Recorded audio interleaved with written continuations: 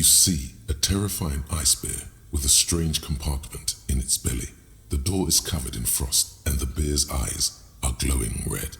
The bear looks oddly realistic. Is it taxidermy? A gust of freezing cold air rushes to greet you.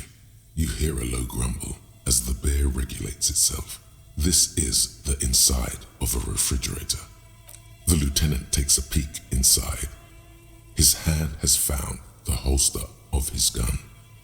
Of course, just a giant ice bear-shaped fridge. Let's take a look inside. The shelves are empty. All you see are crumpled ice cream wrappers with the brand name, Revachol Ice City. A handwritten note has been attached to the door. The fridge is huge. You pocket the note and the little fridge magnets keeping it on the door. A friendly cartoon bear smiles back at you from a glossy cellophane wrapper. It looks nothing like the fridge. The paper still smells of vanilla and chocolate. Good question. It looks like an ice cream fridge. I know. What an unfortunate marketing choice. What is even worse, the bear is still costing them money to this day. The fridge buzzes with energy. The electricity bill on this thing must be catastrophic.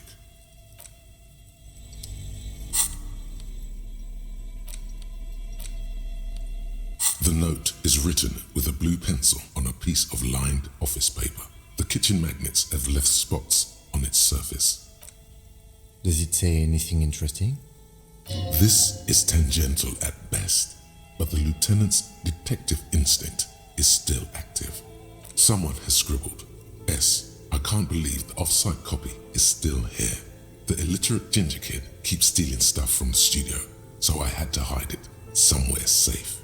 You'll find the filament memory with the off-site copy in the frozen ice cream maker. Please take it home, ASAP. It's important. I'd do it myself if I lived in a civilized place with a freezer. Take care, Sully Soif.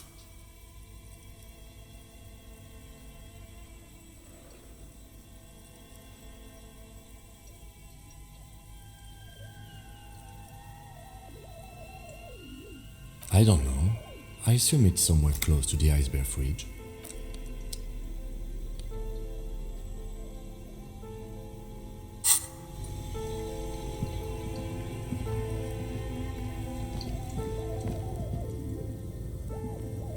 A thick layer of coal dust covers the furnace, coloring it pitch black.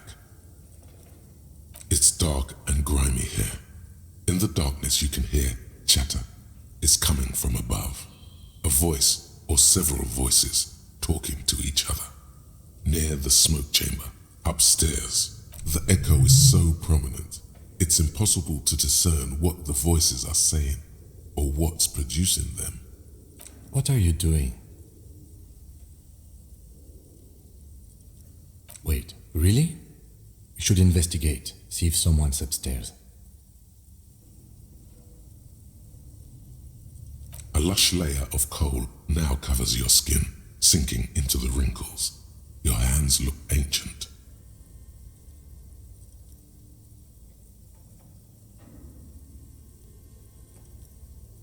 You're right.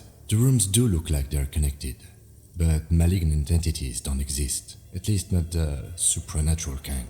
Always has to be the skeptic, this man.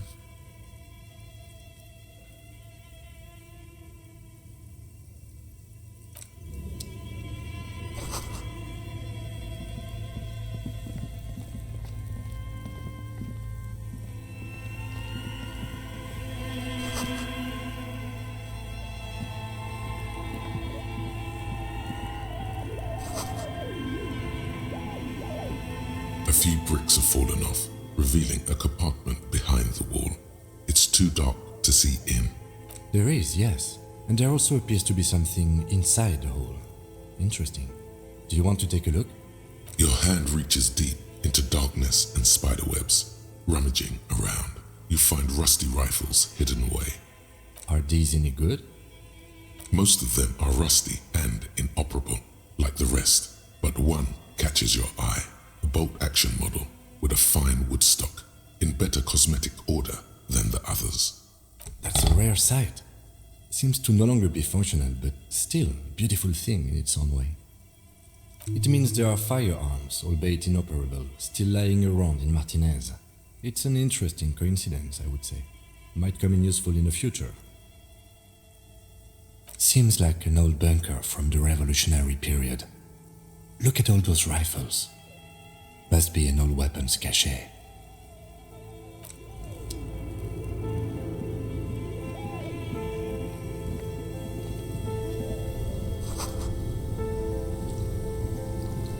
This orange machine is buzzing like an old submarine.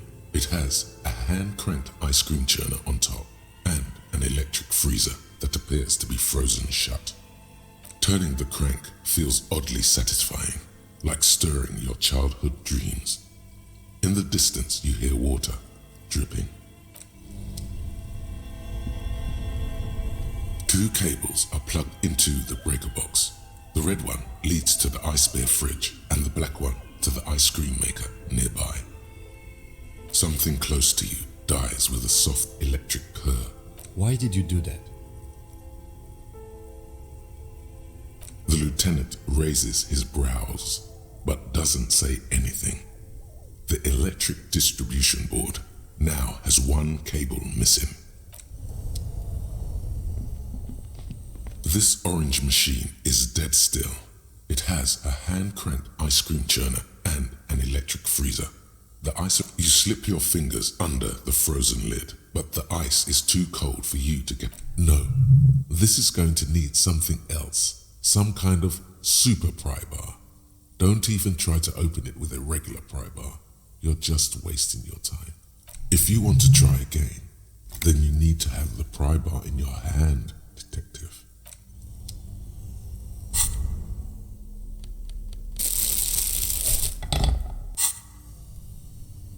This orange machine is dead still.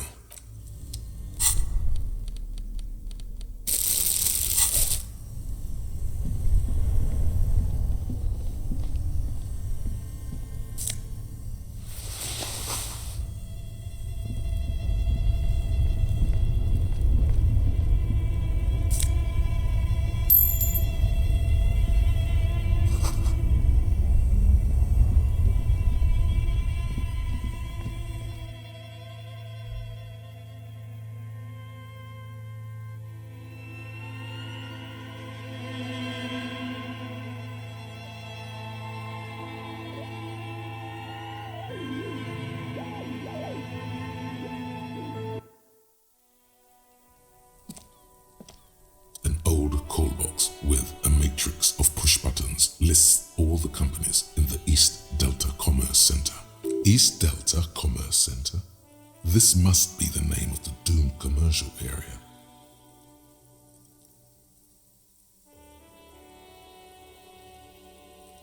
This button looks new, but someone has removed the name card. Nothing happens when you try to ring it. This button looks new. It's probably not connected yet.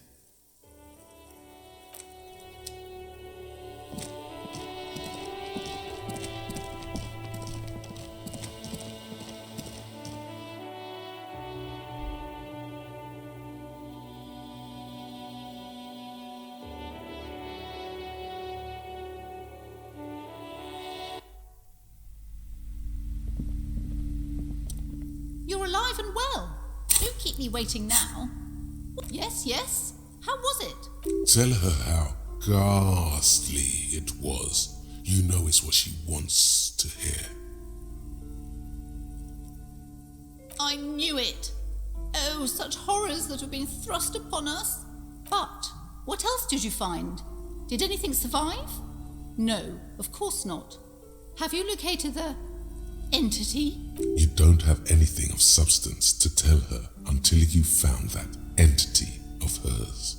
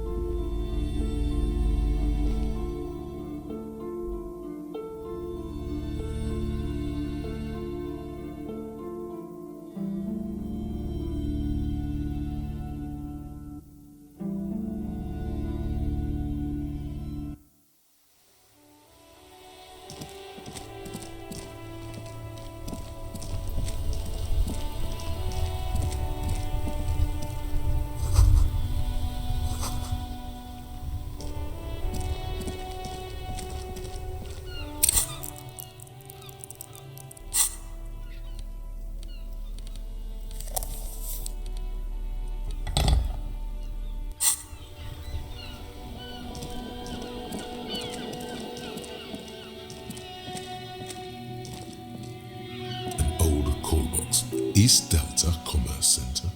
This must be the name of the doomed commercial area. Silence. No one answers your call.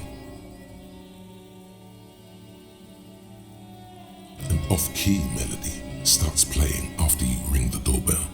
Then a woman picks up the receiver. Cuno, please stop calling here. Grown-ups don't have time for your stupid game. She thinks you're the gremlin child. What would he say to this? Please don't do that. Doorbells are not toys, and this one isn't even working properly. Please don't call us again. Thank you. A single beep indicates that the line has gone dead.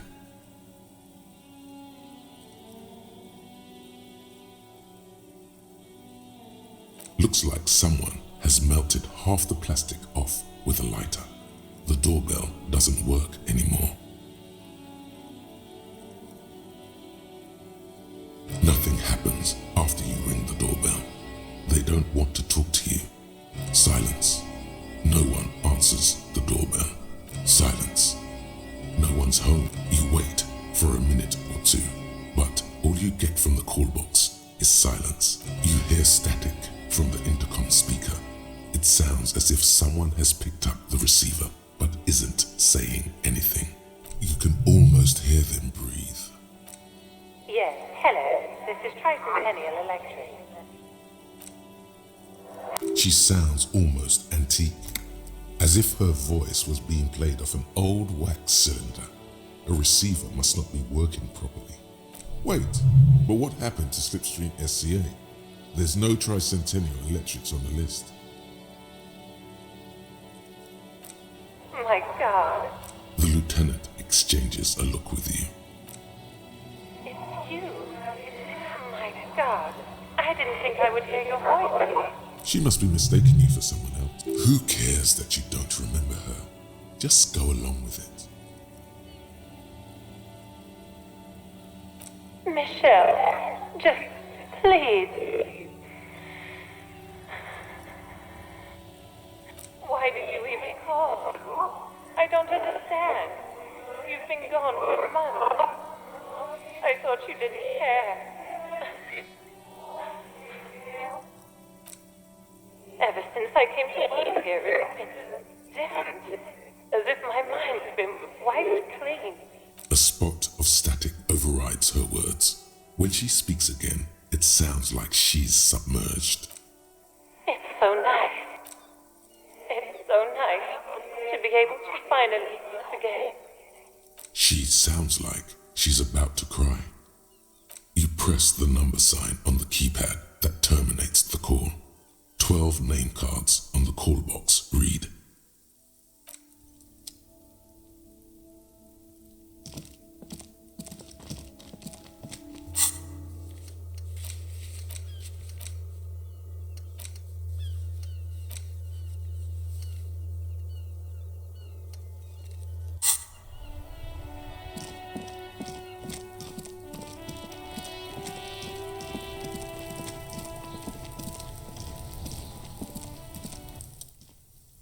The rotting man lies on his side with his eyes looking straight through you. The belt is still around his neck. His body is supine and open to intrusion. The lieutenant adjusts his glasses and takes a deep breath. Come on, officer. You know what a field autopsy is. You've done 100 of them. What you do know is, at 18.9 kilometers, the dormant shield volcano, Corpus Muindi, is the world's highest summit, and the failure of the 38 single, Et puis descend, to crack the top 20 was the death knell of disco. But what a I hope we do. It's getting really late for...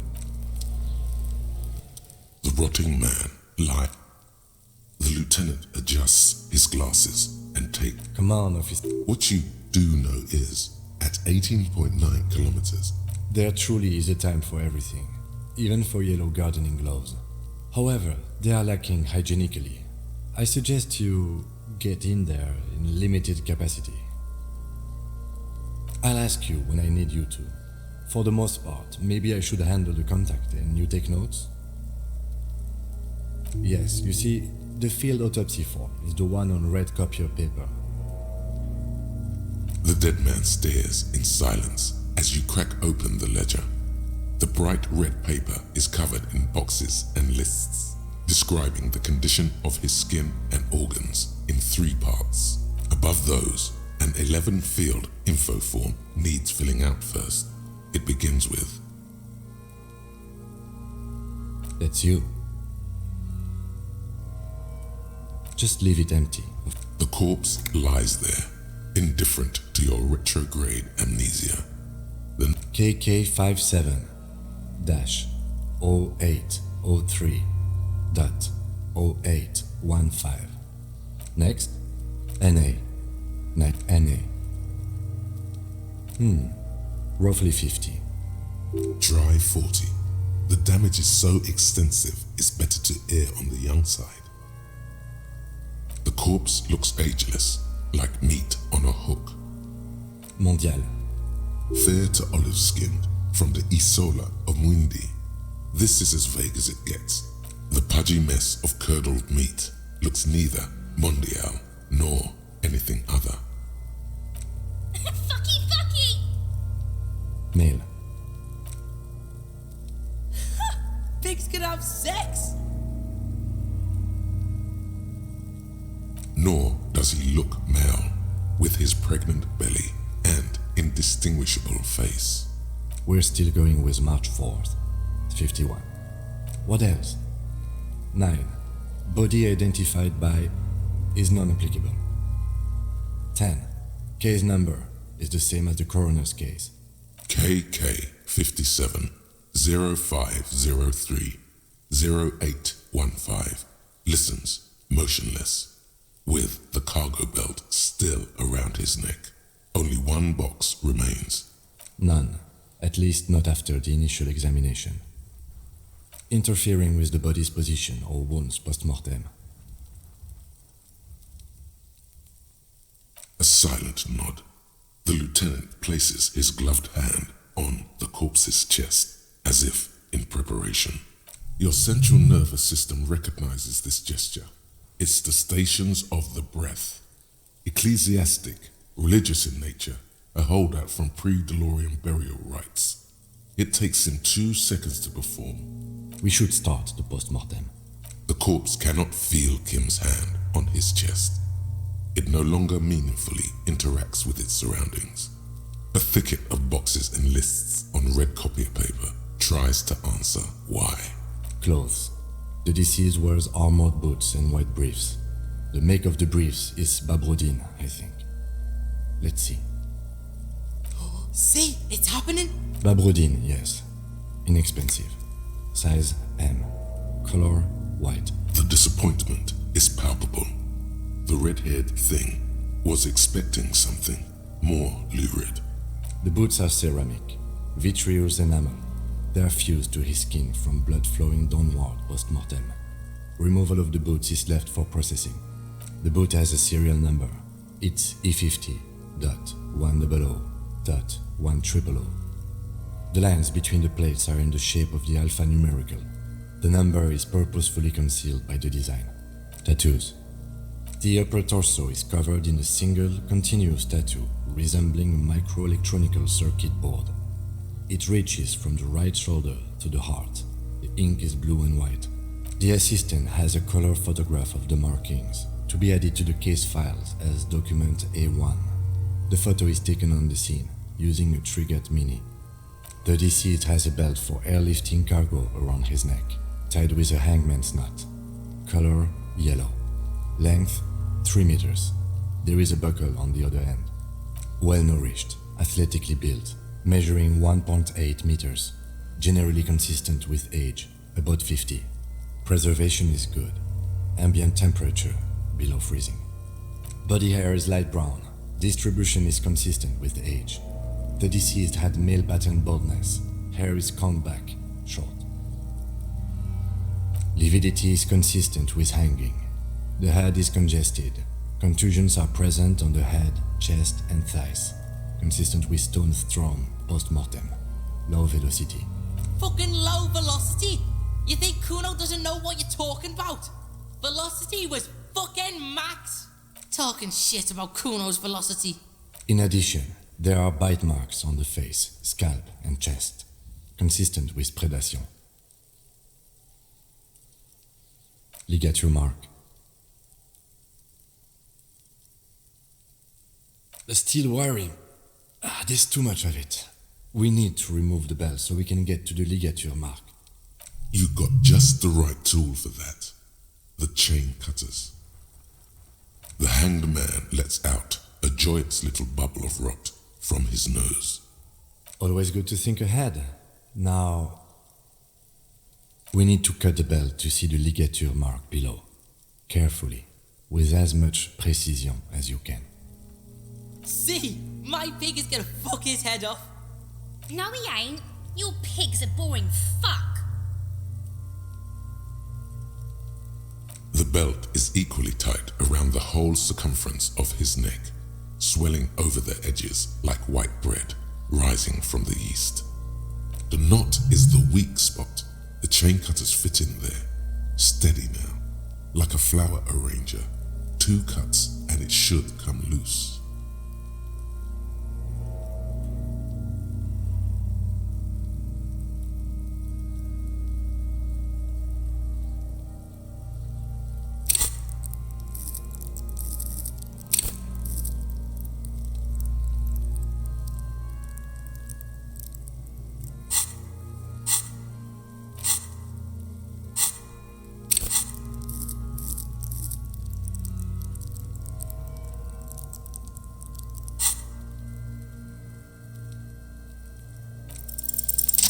After some deliberation, you sink the cutters into the knot tying the belt together.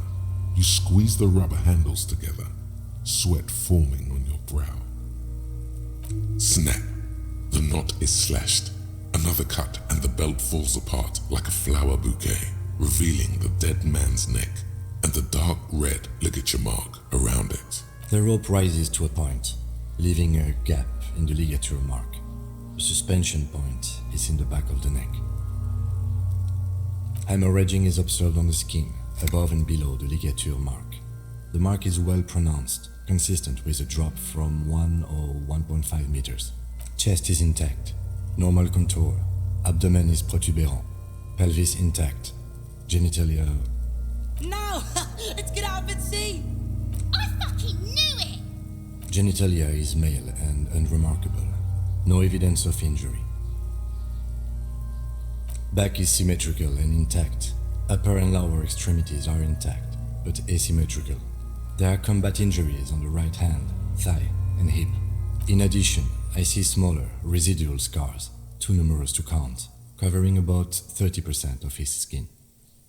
From wounds sustained over 2, maybe more decades, dispersal and accumulation indicates long and active combat duty. We have last item, hands. Hands are clean, no sign of a recent struggle. Ooh, that's all for the external. Well done. What next? Central nervous system. I have nothing. Do you have anything on this man's central nervous system? Of course, there is a moral to be drawn from it. A moral to this story. Musculoskeletal. Purge fluid is coming from the mouth. Not injury related. Eyes and tongue protuberant. Hyoid bone. Let's see. With his eyes almost closed, the lieutenant puts his hand on the dead man's throat and begins to massage it, gently.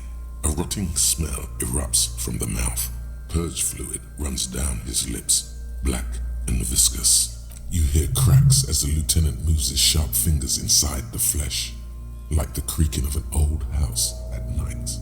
Yeah, jack that fucker off! The hyoid bone is fractured. The rest of the musculoskeletal system is intact. Respiratory system.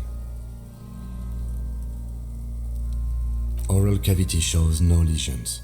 The victim has received dental implants, possibly after a combat wound. Mouth swollen. Hemorrhaging present in mucosa of the lips and mouth. Hepatobiliary, Na. Same for toxicology and serology, Na. Cardiovascular. The body exhibits heavy lividity. Blood has gathered in the hands, feet, and neck. Hypostasis is visually consistent with the hanging. Gastrointestinal. This will do. Digested semi-solid food in stomach. Voila. What's next on the list? Let's see. We have bite marks, contusions on the head and chest, and a ligature mark encircling the neck. You'll need 3 fields. Leave a 4th one too. Be thorough if you want maximum results. Head, chest, and scalp bite mark injuries. Predation by birds has caused damage to the body. Odontologist does not need to be consulted. And your opinion, officer? Agreed. Next injury? So, the scalp bleeds from a post-mortem head injury, a stone. The injury does not have the rim of an early inflammatory response. The perpetrator on the scene has confessed to causing it post-mortem. At maximum velocity, fucko! Has confessed to causing it at maximum velocity. Coagulated blood sticks to his scalp and chest, where the countless stones have hit the dead man, beneath the description of injury. 2. Right. Next. A dark red abraded ligature mark encircling the neck, with a gap on the nape measuring, let's say, 7 centimeters. The hyoid bone is fractured, the cervical column intact. I see hemorrhaging on the skin, above and below the ligature mark. Depth of the mark, 1 centimeter. No signs of clawing on the neck. Below the note, 2 customary boxes wait to be ticked. The man's head jerks to the side. The ring around his neck is visible. Think for a moment. There's time. Don't rush. Why do you say that? Okay. Why don't you think it was fatal?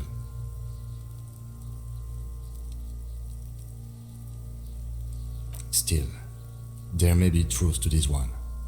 I was ready to call a probable cause of death here, but now I think we should leave it empty, at least for the time being. Let's wrap this up. I pronounce this field autopsy over.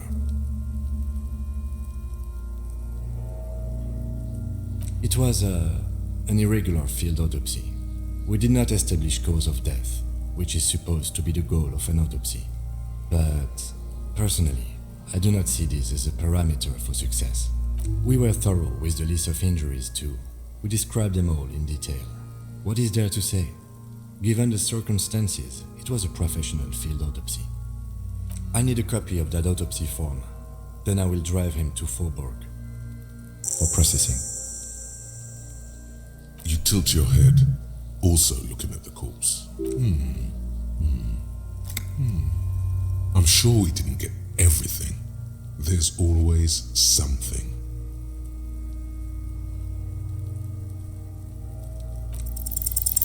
You run your hands over the victim's cold body, his limbs, his torso with its swollen organs.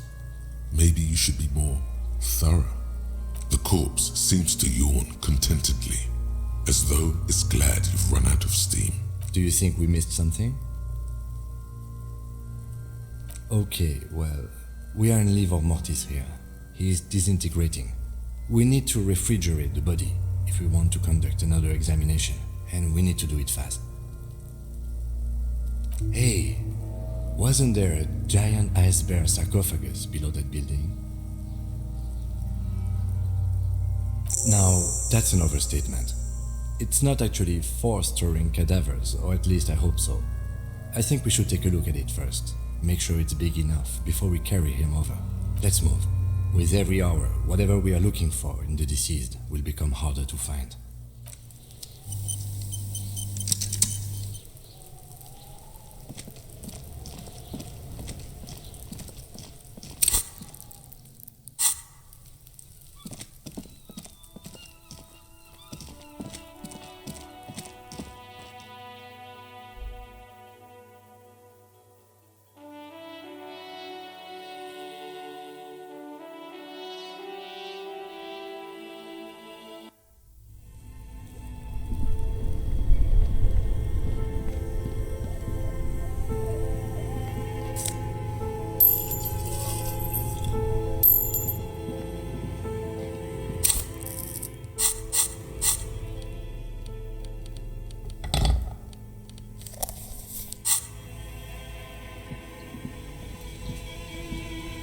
bear's eyes are still glowing red, watching over all the ice cream wrappers hidden inside its belly.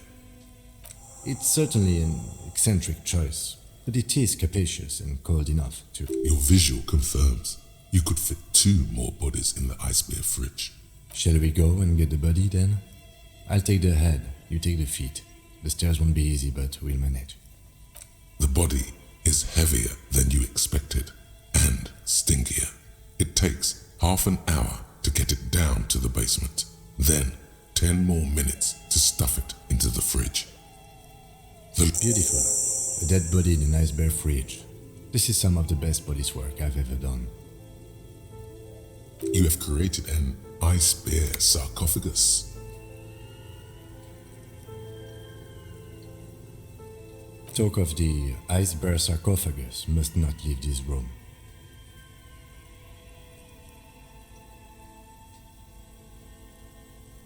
If I were an artist, this would certainly not be my vision.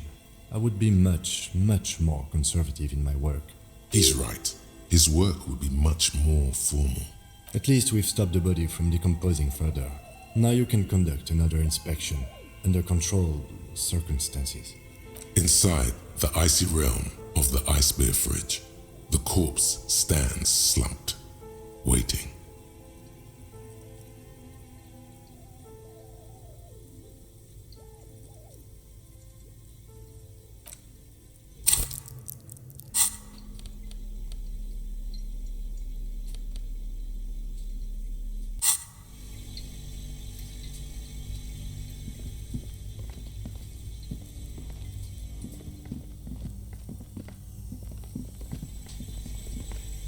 The bear's eyes are still glowing red.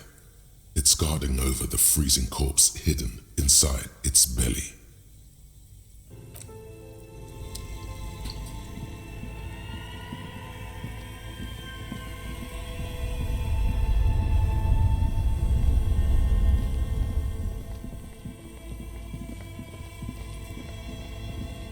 A thick layer of coal dust covers the furnace, coloring it pitch black.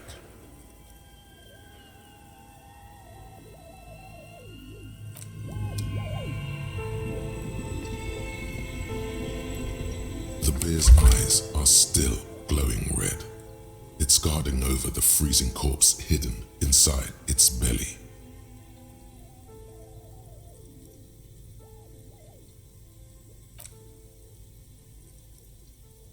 If you think so, officer, I'm not going to object. I need a little help for carrying him to the holding pen of my kinema. I'll take it from there. It's too late to take him into processing today. I'll take him first thing tomorrow.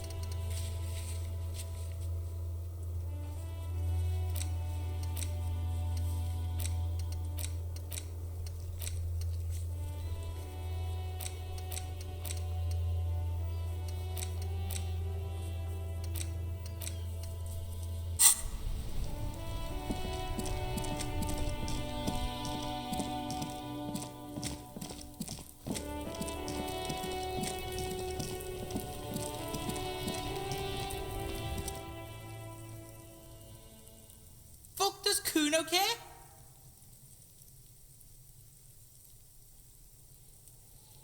Shitload pig. What's your question? Don't tell the pig shit, Cuno! This is where you quickly ask him questions. Real cop questions, like a cop. Cuno's fuck imp. Cuno uses the fuck imp for target practice. He's trying to hide the fact that he doesn't know. Cuno knows all kinds of shit. Cuno's not a snitch, that's all. Trying to make the Cuno sing into the popo phone. Fuck are you talking about? What is this contusion shit? He says you're stupid, Cuno. They want to make you stupid again. Oh, did Cuno make your shit sniffing harder? Obstruction of shit sniffing. This is Cuno's kingdom.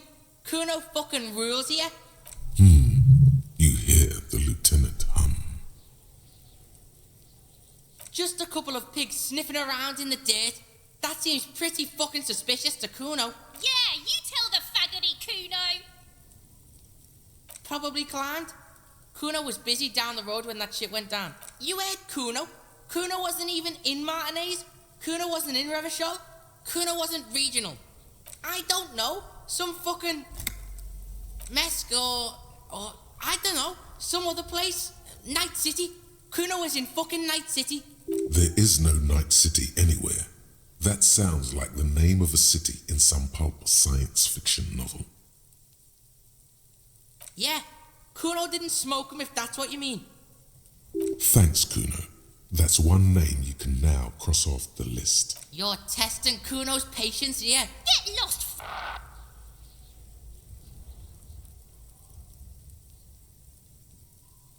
Right, pig.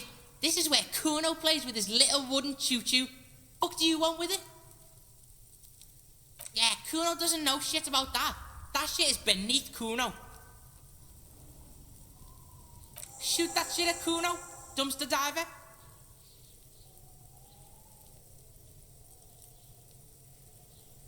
Dunno. Kiptas gardener used to work there. Kipt is a pejorative term used to describe people of South Seminese or Areopagite descent. It used to be a common first name among the Areopagites of Ilmara. Not so much anymore. Look, Cuno doesn't explain shit. Cuno just says shit. Yeah, her. What was she doing in the greenhouse in March anyway? What kind of gardening is done in March? Fish is sometimes used to fertilize the soil a few weeks before planting something. Maybe she was preparing the garden beds. Yes, it seems suspicious. You don't like things being like that. Suspicious. Look at that fucking shit. You're trying to get Cuno killed. Fuck does Cuno know? Cuno's not a fucking acrobat. It's a trap, Cuno. Don't climb. The lieutenant takes a quick note in his notebook. That's just some shit roofing gimps left behind, lazy dinks. He's hiding something. Pig, if Cuno was hiding something, it would be hidden. But it is not hidden, is it, sire? You picked up on it. You should examine the pile of roofing material again. Yeah, whatever. Cuno doesn't give a shit. Cuno doesn't fucking care.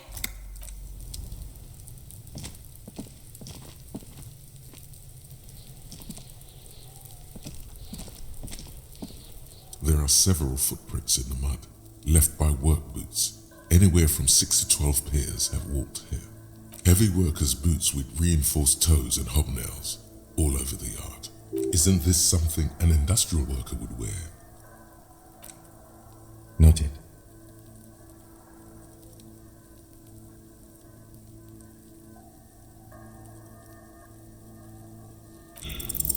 What do you think you are? A super detective? You're hungover.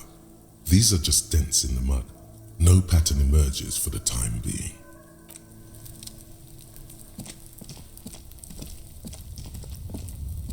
An inconspicuous pile of the roofing material, eternite.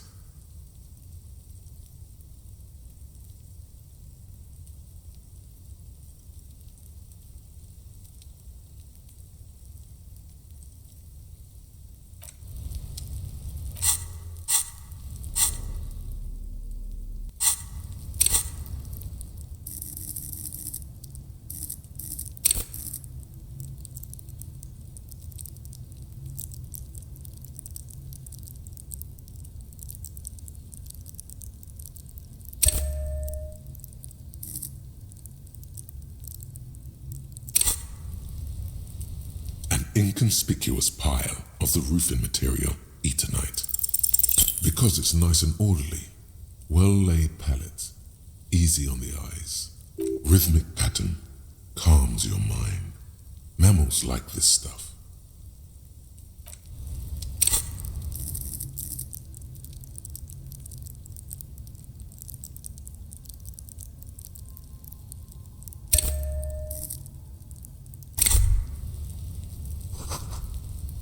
Inconspicuous pile of the roofing material Eternite. Because there's a secret door hidden behind the panels of Eternite. That's why they're too orderly. There it is. You see a shabby little door.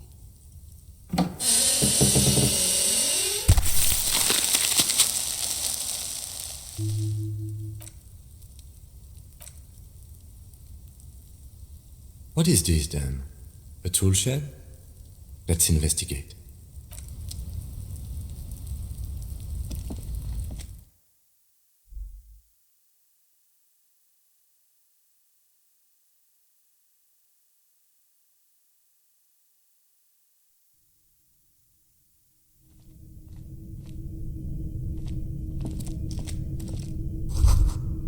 Be still, my beating heart. It's amphetamine, sweet amphetamine. The lieutenant isn't studying the powder in the mirror. He's studying you. There's a good vague way to ask where he stands on drug use. Professionally, I mean. Perhaps not. This is below our pay grade, detective. However, see that ladder there? It's probably another way into the industrial harbour, no? A secret path the local kids use.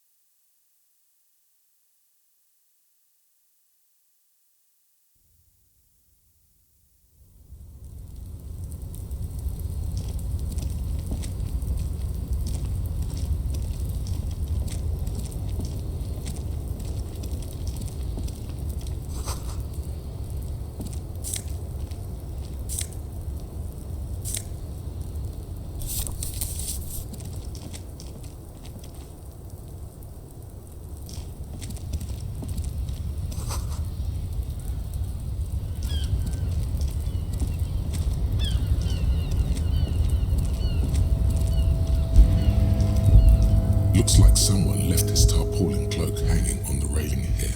When the wind ruffles the cloak, you can most definitely see a white rectangle on its back. Yes, it's probably yours. It bears the RCM insignia, and you have a habit of being careless with your equipment. You could probably make the jump. You look like you've done some track and field in your day. The wind is aggressive up here.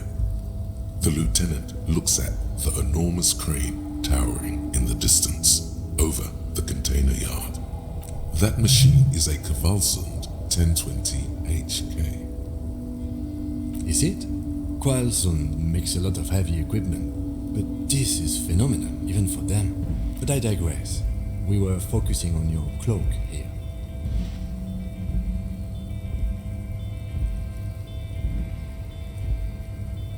The cloak? I do think it's yours, yes. As to whether you should go for it? Well, it doesn't seem too dangerous. 2 major stops. Whenever you're ready to do it, I'll be right behind you. The cloak looks like a bag of goodies floating in the wind. Who knows what its pockets may hide? I was under the impression we are on our way to meet the king of this castle under siege, Evrart, one of the people we're interviewing. This way we may be able to get around his henchmen. Or it could be that we are just exploring.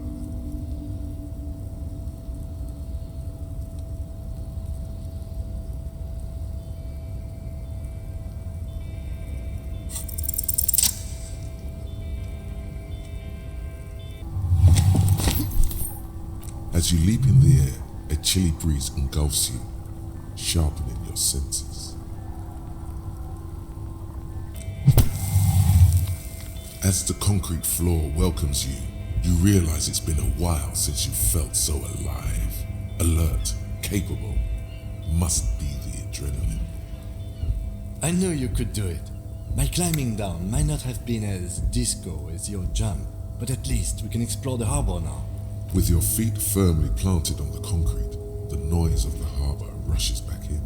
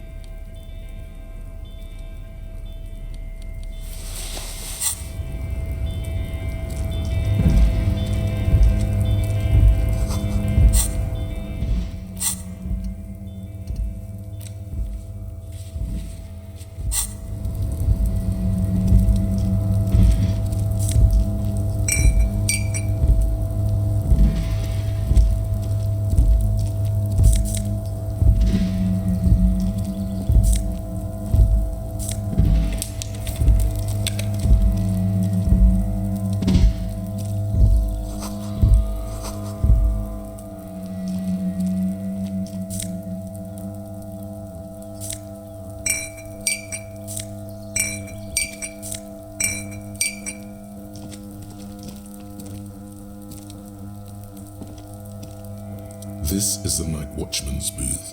The name on the door reads, René Arnaud. Listen, it's okay to take a few minutes to yourself. Sit down and have a breather. If you must. But please hurry, we are pretty easy to spot up here.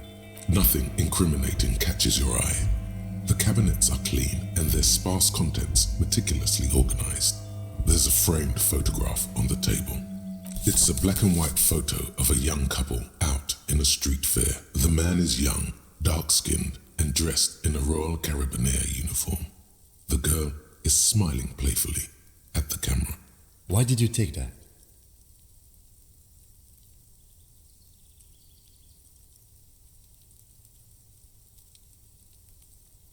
Of course you are. What murder investigation would be complete without an arbitrary photo collage? The chair is not as austere as the rest of the booth. A thin grey pillow is attached to the seat, secured to the stiles by black ribbons. The drawers are empty, save for old timesheets and receipts.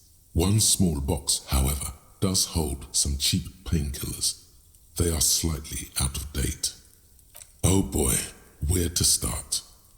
Elevated risk of dementia, mini strokes, prophet's disease, sudden death, hair death, erectile malfunction, critical flatulence, watery blood, black mucus, uncontrollable weeping, increased sensitivity to la opera, inoperable joint disorder, total spinal collapse. Don't think about that. Quick, think about something else. Your nihilistic humor renders the list of side effects null and void, just like everything else in this empty world. Yes, moving along. You take the painkillers. They are yours now.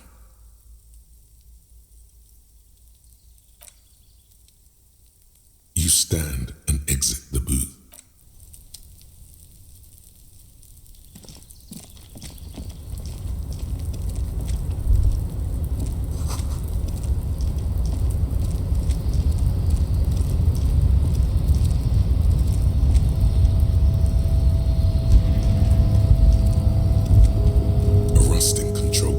Several knobs, 2 buttons marked Marche and Arrête are faded with use. It seems to control the large crane above. A container is attached to its hook block. Allumer on, éteindre off. With a loud grind, the crane shifts overhead, moving a massive metal container through the air.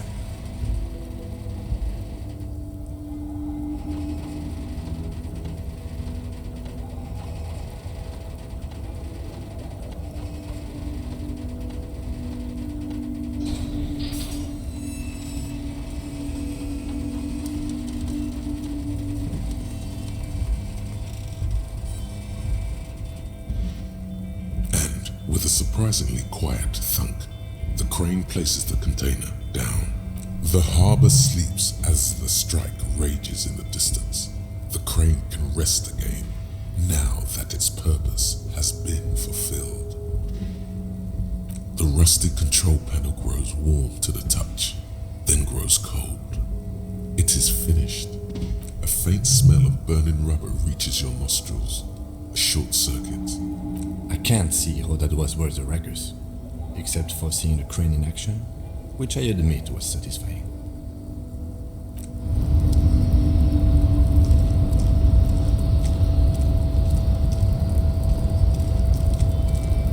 Before you stands a cargo container, just one of many in the yard. You do? Because there are a million containers here. Why are you fixating on this one? You just picked one out because you wanted to interact with a cargo container.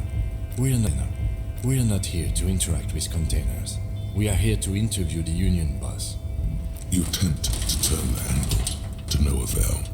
The doors seem to be mechanically locked. To your left, the lieutenant considers your actions with some puzzlement.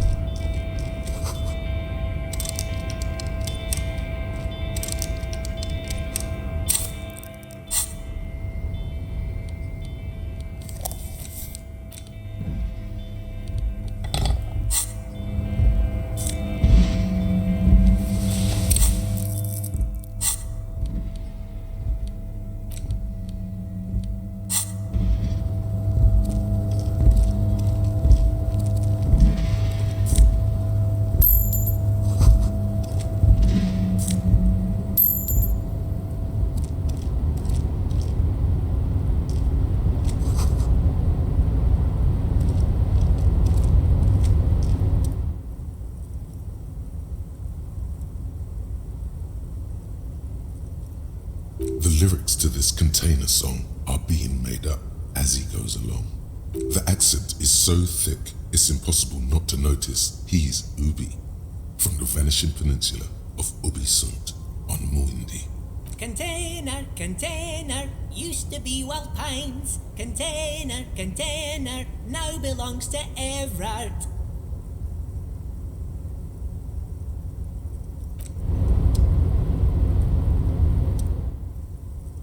The lyrics, the accent. Container, Evrart, Evrart, Evrart, he looks after everyone. Huh? Well, hey there. How can I help you, mister? I see you are not a union man, mister. Did you get lost?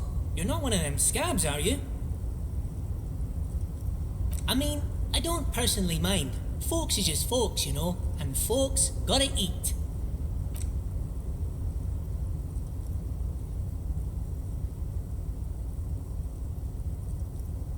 Oh, I'm just making some covers for them containers here. Yes, I am, yes, I am. So it's easier for the crane operators to spot them.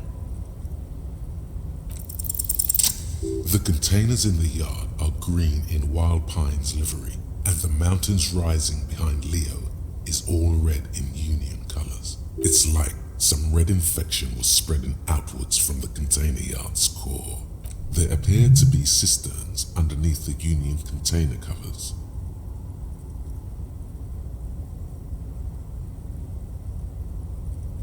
No, not really. Mr. Evrart doesn't tell me all the big things. Says I go and tell them to everyone. Oh, I don't know, mister. They say it's some chemicals. Most of them have labels on them, I think. Yes, they are hiding it from the inside. All the red containers have the Debarders Union logo on them. Oh, no trouble at all, mister. No trouble at all. Oh, most of the guys are down at the gates, keeping the scabs from coming in. We're on a strike. The whole union is. You don't have to work when you're on strike. Ha! We haven't worked for 2 months now. So no one is working? Not everyone is down there, of course. Mr. Evrart is in his office, where he always is. And Jean-Luc is guarding the gate. but Titus and his boys got into some drunken trouble and Evrart sent them on a nice vacation for a week or so. Oh, I'm not really supposed to talk about that. That's union business. Him and his boys stirred up something in town. Probably drank too much and got into a fight or something. I heard Mr. Evrart telling them to take some time off. I guess the boys got a bit too rowdy and had to let out some steam. I don't really know the details. That's just how boys are, you know. I haven't been in a fight since I was in middle school. Easy, Leo. Let's keep this on the hearties. Look at him. It's not going to be anything useful anyway. Don't fight it. Better to go with the flow.